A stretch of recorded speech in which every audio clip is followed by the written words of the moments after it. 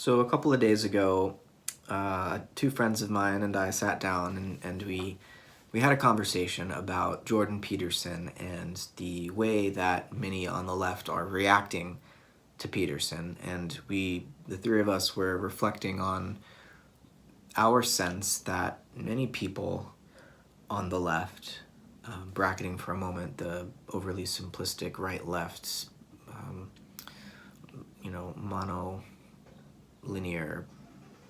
understanding of political ideology, but people on the left, generally speaking, have been reacting to Peterson in a way that seems to kind of suggest a bit of ideological rigidity, a bit of, I don't know if it's an unwillingness or an inability to recognize the fact that Peterson is making arguments that resonate and are convincing to a lot of people about some of the flaws of a certain brand of leftist thinking and activism. And I happen to be one who feels strongly that the sort of activism on behalf of, gender justice, racial justice, I would add economic justice and ecological justice, and these are all entangled as well. I value these movements, and I participate in them in various ways. And so when I try to seek dialogue on the left about the reaction to Peterson, it's not because I think he's right.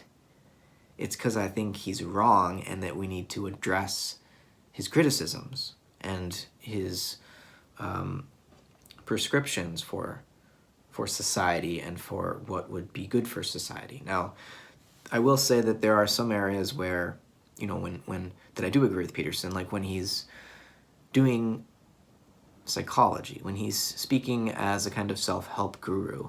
I think he's kind of good at that, at least maybe speaking to a certain demographic. I think he's empowering people, and there's not necessarily a connection between his politics and his psychology, right? Someone who feels empowered by his psychological insights isn't necessarily going to become a conservative or a right-wing ideologue as a result. I think there are plenty of examples of the psychology that Peterson promotes and the kind of right-wing politics being correlated, but there are also plenty of examples of people on the left, and they're beginning to become more vocal, of people on the left resonating with Peterson's psychology. And what I resonate with in it is his recognition of the value of a kind of Jungian, Carl Jung's, the value of the depth psychological or archetypal perspective that Jung articulated. And Jung was drawing on a rich lineage that, sort of comes out of, I think we have to say, German Romanticism, going back to Kant and Fichte and Schelling in particular, who had a whole philosophy of mythology that is a precursor to Jung's own understanding of the collective unconscious and the evolution of God through human consciousness. And then, Hegel and Schopenhauer and Nietzsche. And so Jung's coming out of this lineage, and I have for many years valued Jung's understanding of the psyche, but it didn't cause me to become a conservative.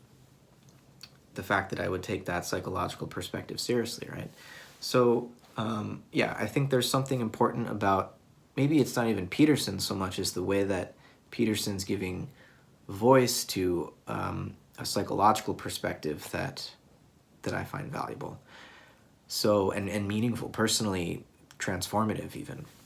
So there's that. But in terms of the politics of it, I think the left, and maybe I should start parsing out the other, axes that we might want to add to the coordinate grid of political ideologies, right? You can be left-leaning economically or right-leaning economically. You could be left-leaning in terms of cultural issues, or right-leaning. You can be a leftist libertarian, right, which would be something like an anarchist, I suppose. And you can be right-wing economically, say you really value what gets called the free market capitalism, while also being more left-wing in terms of cultural issues, like you're not a religious believer and so on. So there's at least another axis, right, rather than just the normal left-right one that generally gets bandied about. But I think what Peterson is saying about resentment and certain, and he's drawing on Nietzsche here, I think, and Nietzsche's understanding of slave morality, and making a valid point about the way that groups of people can come to resent their superiors and blame their superiors for their own problems. And the problem with this type of morality, this so-called slave morality, is that it short-circuits the proper master-slave dialectic that Fichte actually was the first to articulate, as far as I know, and Hegel developed it further in his Phenomenology of Spirit.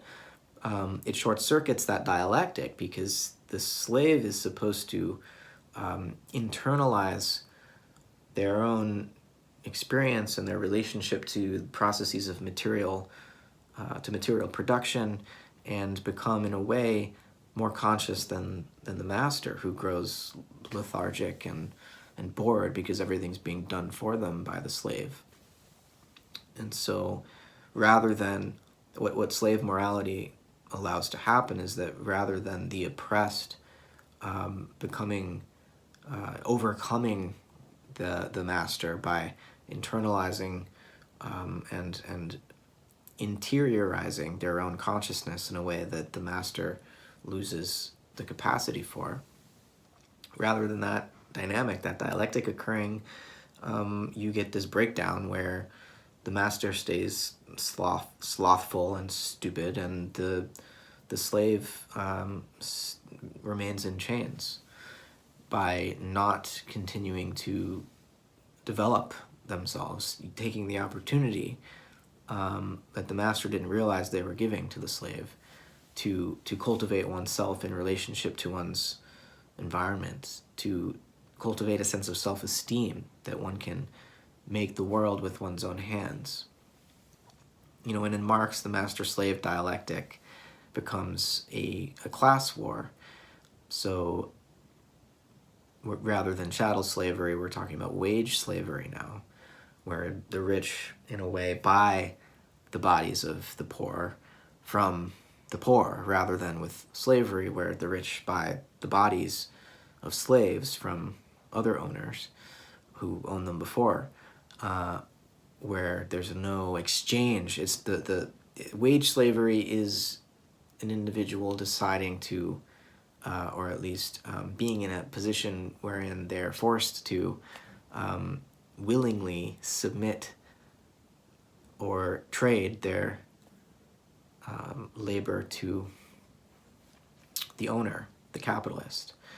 And in this scenario, Peterson thinks that Marxists or socialists tend to operate with a kind of slave morality where they blame the capitalists for being greedy and have a lot of resentment, and that this resentment prevents them from themselves rising through the middle class, becoming small business owners, and then getting to play the capitalist game, right? The American dream is the idea, and I use dream advisedly, that we can all become the monopoly man if we just play our cards right. So access to the ownership class is dangled in front of all of us. And it used to be the case in those glorious post-war years that enough people did indeed achieve access to, they got to own their own house and their own car and have a career with a job that paid their family's health care. And, there was more equality in terms of what the profits made by the owners and the quality of life of the workers. And in the neoliberal era, maybe starting in the early 80s, after the crisis of the 70s, that the gap has continued to rise between, or to grow between what the owners have, what the wealthiest 0.01% have versus workers. Even though worker productivity has gone up, the income of workers has stagnated or dropped even. So we're in a situation that calls for a more, I think, more responsibility, self-responsibility, self-authorship from those who are oppressed.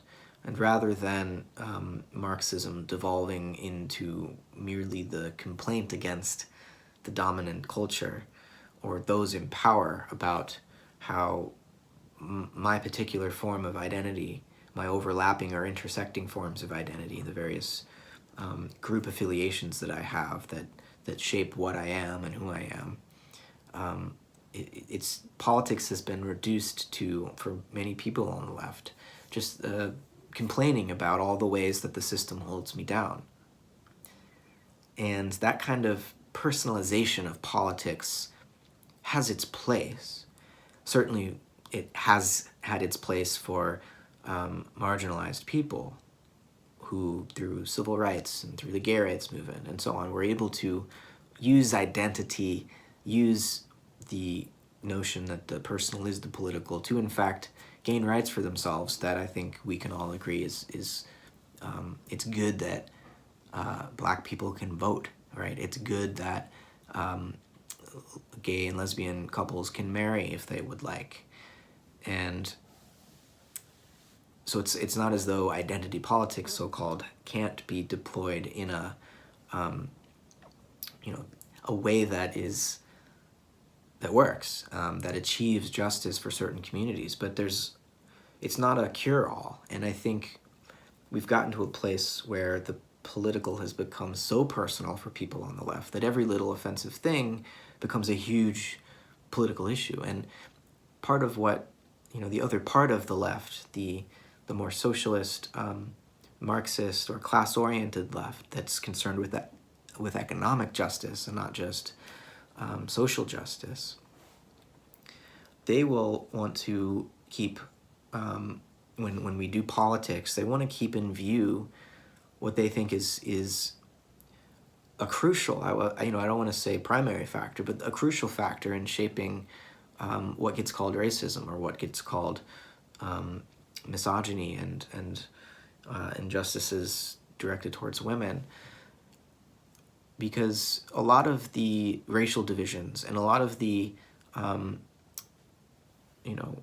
stereotypes about what women are supposed to do and what men are supposed to do really do come out of what Marx called capitalist social relations. They're necessary constructs that allow for the capitalist ideology to flourish. Now, Peterson will say that capitalism did not invent oppression, capitalism did not invent hierarchy and injustice, that these things are part of human nature, or at least human history prior to, the birth of capitalism out of the medieval feudalism, that a different form of oppression perhaps arose, but that it was a transformation of a prior form of oppression. And, that's a fair point.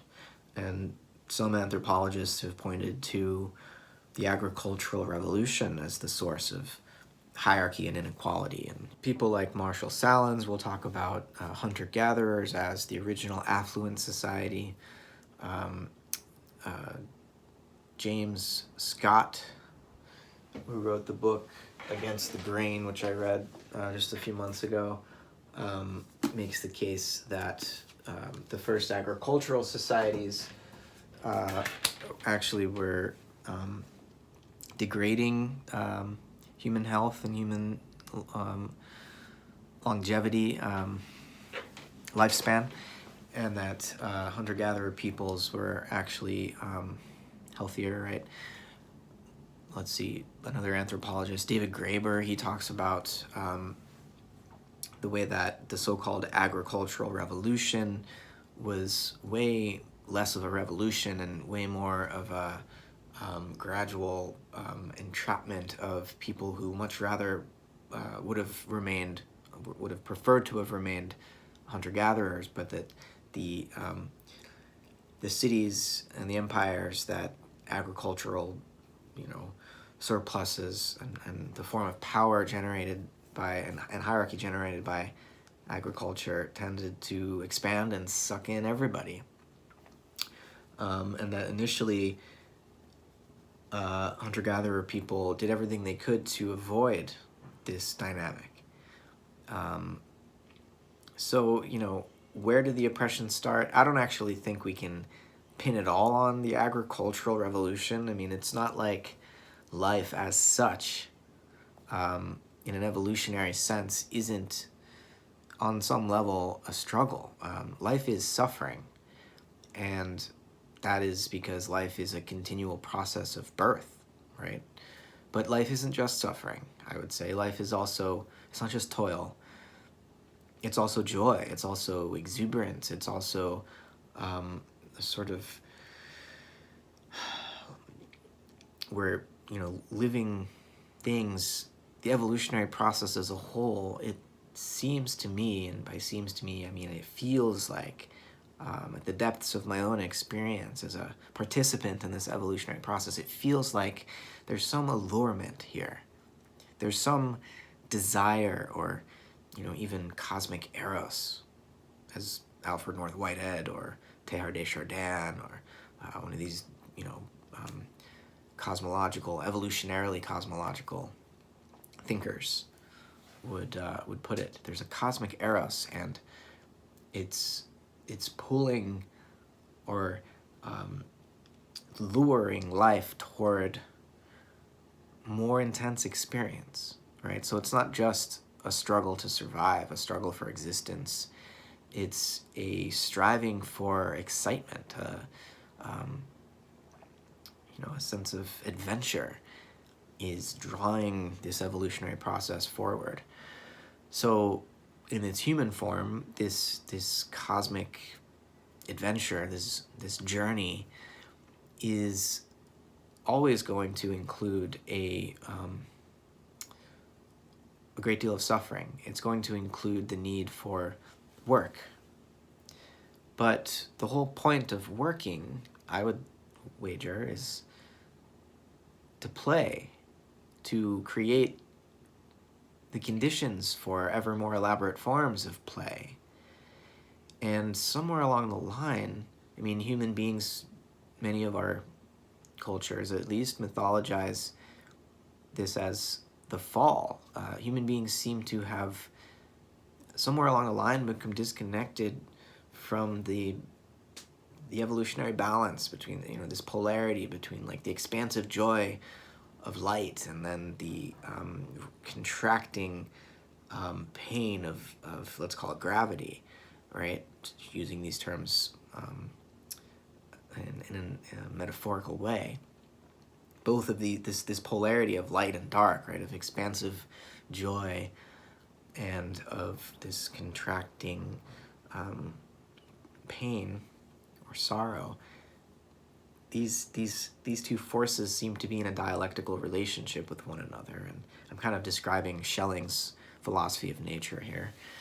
But and when things are working as they should, and in the most creative way that they can, this polarity gives rise to innumerable forms of organism, and there seems to be an evolutionary dynamic whereby these organisms continue to complexify and gradually ramp up their capacity for, freedom and love, right? Which are intense forms of experience. And on the earth, they seem to have become most apparent in human beings. We are that species of organism which has evolved to the point where it can begin to kind of sometimes express freedom and love. And we only see these capacities prefigured prior to the human. And the human, most of the time, isn't really acting freely or lovingly.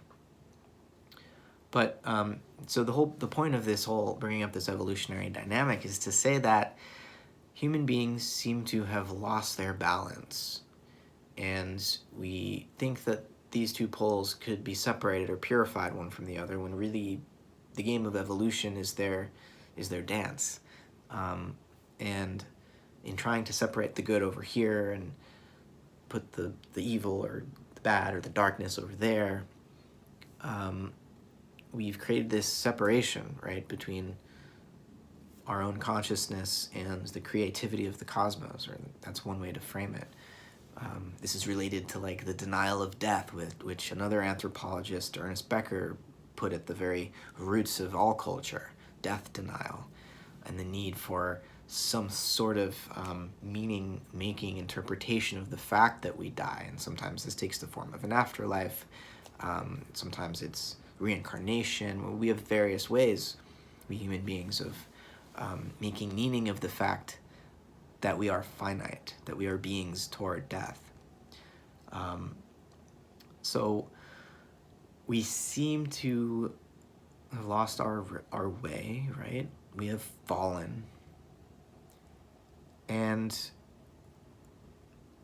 whether we start it with agriculture or whether we start it with capitalism, or whether we see a sort of continuity between these forms, and in many ways, the way that neoliberal capitalist ideology will tend to shape the biological sciences is that the evolutionary story of life on Earth will be read in terms of the competition among selfish genes for their own replication, and it begins to sound a lot like the way that in capitalist economies the whole idea is to make money replicate itself and grow the amount of wealth, symbolic wealth in the world, right?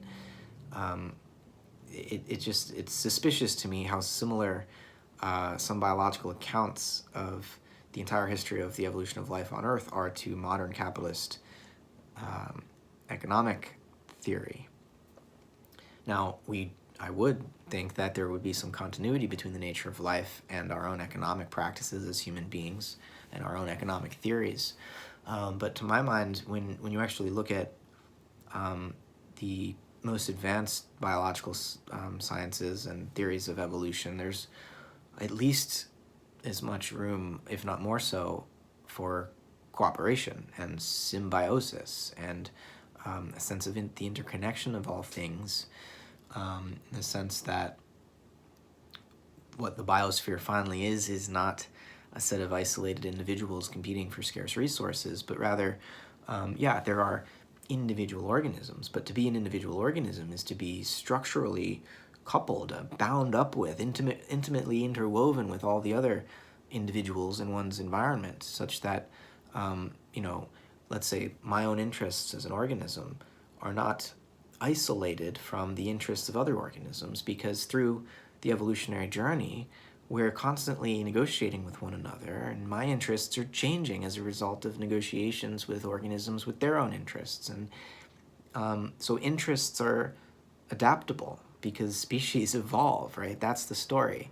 So rather than thinking of it in terms of organisms with competing interests, it's more the story of organisms willing to enter into diplomatic negotiations with other organisms, willing to transform themselves so as to find a way to go on living with others, rather than to compete with others and dominate in an attempt to, master and control one's environment. When organisms try to do that, they generally go extinct.